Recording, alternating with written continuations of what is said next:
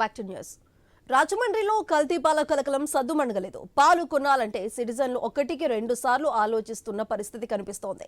దీంతో వందలాది మంది వ్యాపారులు నష్టపోతున్నారని పాలు పెరుగు వర్తక సంఘం ప్రతినిధులు అంటున్నారు. పూర్తి వివరాలు మా ప్రతినిధి గణేష్ అందిస్తారు. కల్తీ పాలు ఘటన జరిగిన తర్వాత ఇది ఒక సంచలనంగా మారడం, ముఖ్యంగా నగరంలో ఉన్నటువంటి ప్రజలు పాలు పెరుగు కొనాలంటే వారు ఒక భయాందోళన కలగడం లేదా అపోహలు రావడం జరుగుతుంది. ఇప్పటికే 6 చనిపోవడం, 14 మంది ఆసుపత్రిలో ట్రీట్మెంట్ పొందుతున్నారు. ఇదే క్రమంలో అసలు ఈ ఘటనకు సంబంధించి రాజమండ్రి నగరంలో ఉన్నటువంటి పాలు పెరుగు వర్తక సంఘం ఏం చెబుతుంది, పాలు పెరుగు కొనాలంటే భయపడే ప్రజలకు ఎలాంటి భరోసా ఇవ్వబోతుంది అనేది తెలుసుకునేటువంటి ప్రయత్నం చేద్దాం. మనతో పాటు నాయకులు ఉన్నారు, ప్రణసయ్య గారు ఉన్నారు. ఏం చెప్తారు ఈ ఘటన మీద, మీ అభిప్రాయం ఏంటి? అసలు గణేష్ అనే వ్యక్తి మీ వర్తక సంఘంలో ఉన్నాడా లేడా? గణేష్ అన్న ఈ వ్యక్తి సంఘ సభ్యుడు కాదండి. అయితే ఈ సంఘటన జరిగిన తర్వాత చాలా బాధాకరమైన విషయం అండి. ఎందుకంటే అతను కూలర్లో పాలు జరిగిందా, అతను పాలు చేయడా అన్న గవర్నమెంట్ వారు నిర్ధారణ చేస్తున్నారండి.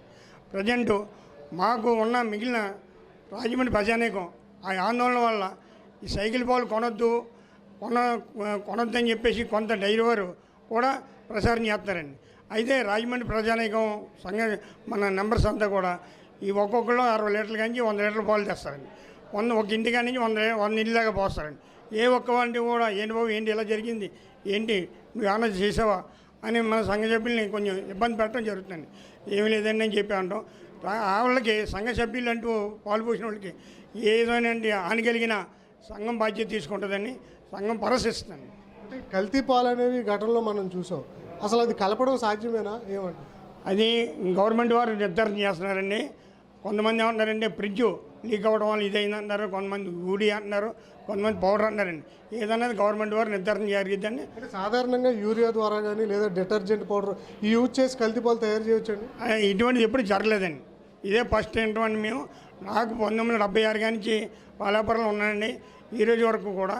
కానీ ఇప్పుడు కూడా ఇటువంటిది నేను అసలు వినలేదండి. మీ సంఘంలో ఎంతమంది సభ్యులు ఉన్నారండి? వీరు నగరంలో ఎంతమంది ప్రజలకు రమారమి పాలు సరఫరా చేస్తున్నారు? 860 మంది ఉన్నారండి, 856 మంది ఉన్నారు. అయితే రాజమండ్రిలో మేము ఫస్ట్ ఏ డైరీ లేనప్పుడు రాజమండ్రి నంబర్స్ అంతా పాలవటిలో పోసేవారండి. ఆ తర్వాత ఇసుక డైరీ వచ్చిందండి. ఈ పాలు పోసే నంబర్స్ ఎవరు కూడా ఇసుక పాలు కొనక ఇసుక డైరీ మూసేయడం జరిగిందండి.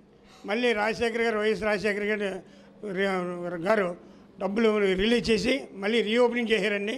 అయినా మా సంఘ సభ్యులు అంతా కూడా మామూలుగానే ఉందండి వ్యాపారాలు. అంటే ప్రభుత్వం నుంచి మీకు ఏమైనా కార్డ్స్, ఐడెంటిటీ కార్డ్స్ కానీ అలా ఏమైనా కోరుతున్నాం? కావాలండి. అంటే మాకు సంఘం యూనియన్ ఉందండి. యూనియన్కి మన రిజిస్టర్ పరం ఉంటుంది. రిజిస్టర్కి లెటర్ బెడ్ ఉంది. ఆ లెటర్ బెడ్ ద్వారాగా కలెక్టర్ గారికి తెలియజేస్తామండి, మన ఎస్పీ గారు కూడా తెలియజేస్తామండి.